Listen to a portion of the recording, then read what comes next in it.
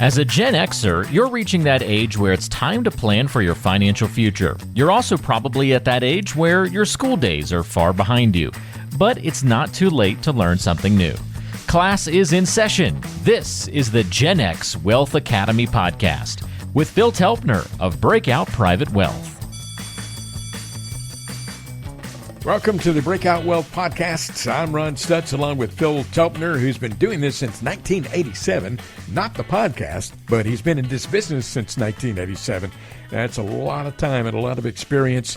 Of course, this is the Gen X Wealth Academy podcast aimed directly at those folks who may be, say, in the upper 30s to the mid 50s.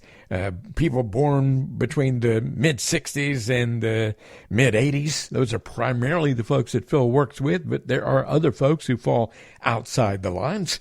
And again, if you'd like to get in touch with Phil and talk about your portfolio, get an analysis of where you are and where you may be going as you try to achieve a work-optional lifestyle, the number to call is 224-616-2016. That is 224-616-2016. Anybody in the greater Chicago area, call that number and you can arrange a time to have a 15-minute conversation with Phil. My name is Ron Stutz. Always fun to be with Phil. Phil, how's it going? Everything is good, Ron. How are you? Just great. And I know I'm going to feel better in a few minutes because I know you're going to say some really incredibly wise things. You're going to feel smarter. And yeah, I am. I'm going to soak up a lot of that knowledge. And hopefully a lot of other people will too. And not only that, but a lot of people are going to be motivated to call your office and have a conversation with you one-on-one. So we talked about the ages of the folks this podcast is generally aimed at, and folks who are helped a great deal by Phil Telpner. And Phil, I wonder if you'll take a moment to explain to all our listeners why you focus on the Gen X age group. Why do you work with these folks? Not exclusively, but, you work with these folks a great deal, and we talk about that a great deal on this podcast. That is an amazing question, and something that I guess I get asked, frankly, all the time. Yeah. So a couple things go into that. Number one, I am that demographic. Mm-hmm. I experience those exact same issues. A lot of times the confluence, do you like that word, Ron? Confluence? Oh, yeah. That's a good one. That's a good one, right? That's an ACT word. Of business, college and college expenses and getting young adults on their way in I guess what they say is the real world. Yeah. You have aging parents, you have in-laws, you have to seriously begin to position yourself for the inevitability of some sort of work transition in the future, sure. In the foreseeable future, I guess. And here it is again, ready? Confluence of all those issues generally can happen at one time and can be very challenging to deal with. Much more so than just structuring a portfolio. It really is helping people through all those issues. And how it started for me was I would have prospective clients sitting across the table from me and telling me about the goals and the, what they want to accomplish and this and that. And after my analysis, I would be heartbroken to tell them that it wasn't going to happen. They were not prepared. And knowing full well that had they been in that seat 5 years, maybe 10 years prior, the conversation would be totally different. There would be no tears. It would be, we could have made some changes that would have impacted literally the direction of the rest of their life. So I think it is that important. And I just obviously don't want to have any more of those discussions with anybody because, quite frankly, they're heartbreaking. While you've been talking about that, I actually looked up the definition of confluence. If there's anybody out there who doesn't know, CONFLUENCE, it simply means a coming together.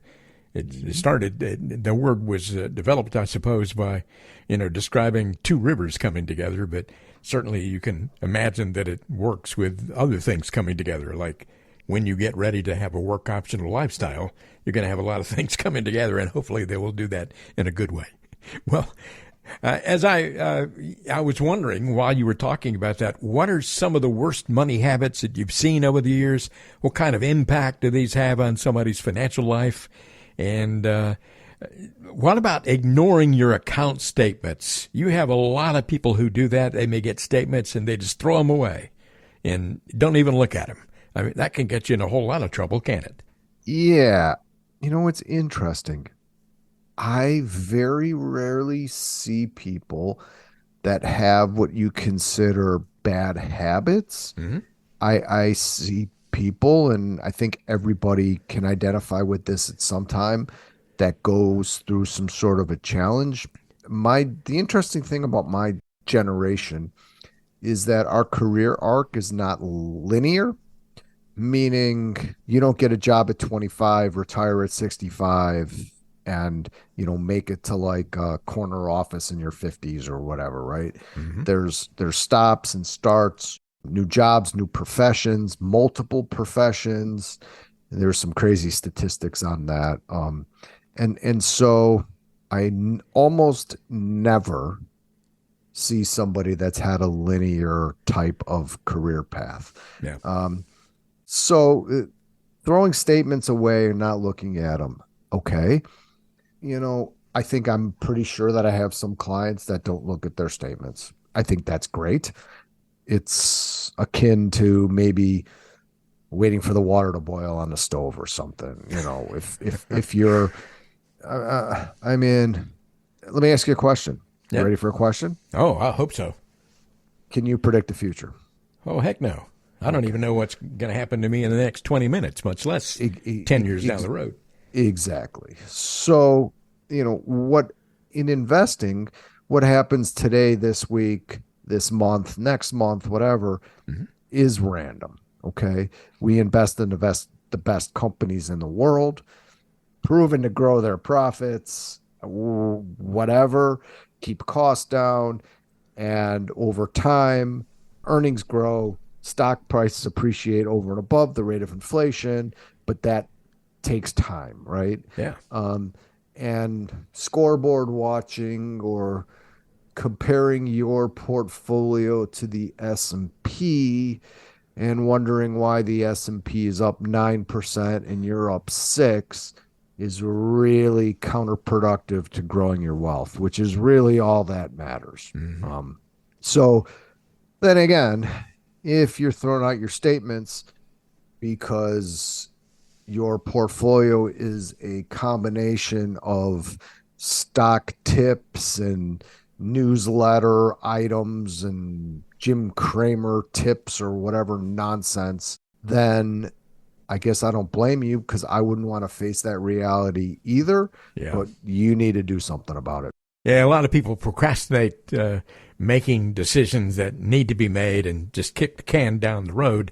And another thing, you talked about the stock market a moment ago. Things went so well in the stock market for so long, and a lot of people got addicted to those rising stocks, and then they weren't prepared when things began to get a little turbulent. And I guess that's something that you always need to keep in mind. That's a bad habit to get into by just hoping that or thinking that everything's going to continue to go really well. Yeah. I think you said I've been doing this since 1987, and it kind of made me feel old. It is, but what I it mean, is. that was my first year on the floor of the exchange in Chicago. So it's 100% accurate. Mm-hmm. Like anything else, I think we're imprinted to our first experience with something. So if your first experience was, for a lot of us, investing in the 90s, where you could buy pets.com and it can go up 10x in 3 months or something stupid like that, then that's kind of what your experience is anchored to. And anything else, that's always what you're chasing, I guess. Anything else to you is not right. That I see quite a bit when I ask somebody what a reasonable rate of return would be for them over time. I'll hear numbers like, well, I never hire somebody that can't get me 15% a year. Yeah. And I just literally walk away. So we model, just because I think I should probably put it out there, 6.5, 7% returns, something like that. Probably a little conservative, I guess. But then again, I'd rather tell you that you can spend a lot more money when you're 75 than tell you that you have to cut your cable and stop buying Christmas gifts or whatever. So, but still, that's the point I'm trying to make, is that's how big the spread is between what people actually think is possible and what is probably going to happen. And even then, at, let's just say, a 7% projected rate of return, you're still drawing down probably 30% maybe every 10 years roughly, and probably 12 to 14% at sometimes rolling 12 months. I mean, like, even then, there's still going to be, I guess they call it volatility, right? Yeah. So I think reasonable expectations, I think understanding, or not even really understanding, but just like, the understanding that nobody knows the future, that active management, which is selecting stocks, saying that this stock is going to be worth this at this period of time, is, I don't even know, is imaginary, hocus pocus. I don't know what you want to say. Yeah. But there is no statistics saying that anybody can do that over time. You're listening to the Gen X Wealth Academy podcast with Phil Telpner, Breakout Private Wealth. His office in Chicago. Folks all over the greater Chicago area depend on Phil. And Phil, we talked about some bad habits that you can accumulate over the years, things that you can do to put yourself at jeopardy when you get to the point where you want to live a life, you want to live a work optional lifestyle, ignoring your statements, being addicted to a rising stock market, putting off those financial decisions you need to be making, and just kicking that can down the road. Another thing is pretending the nursing home is something that you're not going to have to worry about. Constantly hoping for good returns instead of actually doing something to make that happen. Investing emotionally instead of strategically. That's not a good idea. Living beyond your means. Taking money out of your emergency fund for non-emergency situations. You don't have enough diversification in your portfolio. Maybe you don't work with an advisor because you think you're going to save money that way. But I want to ask you, Phil, if you don't fix all these bad habits and all these bad mindsets, what kind of consequences might you be facing in your retirement years? Here's the thing. People generally fear the wrong thing. And let me go deeper here. People are worried about whatever, the calamity of the day, right? Inflation, recession, whatever, hard landing, soft landing. I don't even know what that means. I've been in a business for 100 years. What I think our biggest, if you ask me what I'm concerned about, I would say inflation, because everything you want to buy in the future will cost you more, a lot more. I'm concerned about long-term care. Now, be it nursing home, be it at home, be it whatever it is, 70% of us, or maybe more, will need some type of care. Okay, I'm not selling long-term care insurance. That's just the statistic. That's just a fact. If, heaven forbid, that becomes memory care or something like that, it could bankrupt you. So those are real risks, real things that planning can address, or at least at a minimum, begin to have that conversation to enlighten people or educate them as to what real risk is. Okay. Real risk is not that NVIDIA is up 100% this year or something crazy like that, right? Real risk is, like I said, inflation and long-term care, and like, I guess, throw in longevity too. Sure. Because as a fairly successful cohort of people I work with, most of us have been blessed to have good health care, and we got great teeth and all that stuff, right? So there's good odds that we're going to live a long time. Yeah. That requires a lot more planning, for sure. Yes, sir. Exactly. So the one takeaway I hope people get from our few minutes together is to focus on those risks that I discussed. And you need expertise in that.